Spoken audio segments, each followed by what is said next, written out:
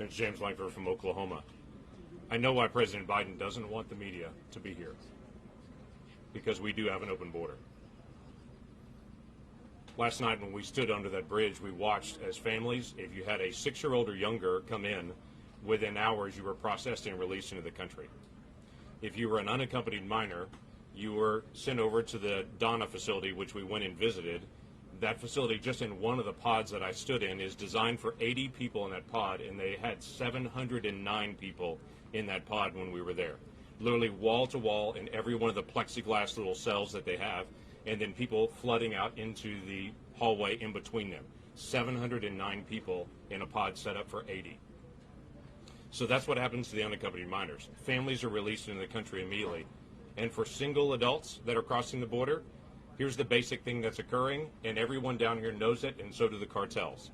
They'll release 100 or more adults to be able to go one direction, while 100 or more children and families go a different direction. They turn themselves in, which means Border Patrol has to move to that spot, leaving the rest of the border open for adults with criminal records and others to be able to come across. That is the definition of an open border.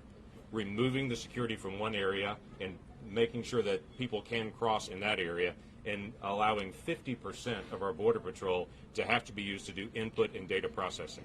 To be able to come and see this wall under construction and to see what wall construction stopping really looks like.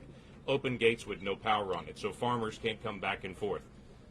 Open gates where they have to actually station somebody from the Border Patrol just to be able to sit at that gate.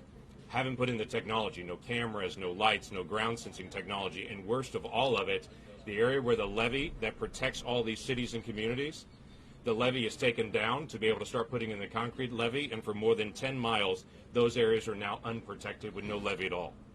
So now we have a hazard this fall when the rainy season comes in this area, and the possibility of a hurricane, because construction on the wall is stopped, which means construction on the levee has also stopped as well.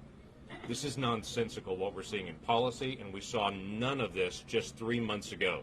None of this flood was occurring at that time. None of the problems with construction were happening at that time, and we did not see the humanitarian crisis happening at that time. This is something that needs to be addressed and can be addressed by President Biden, but it was very clear when we got here, there's a reason why he doesn't want the press to be here.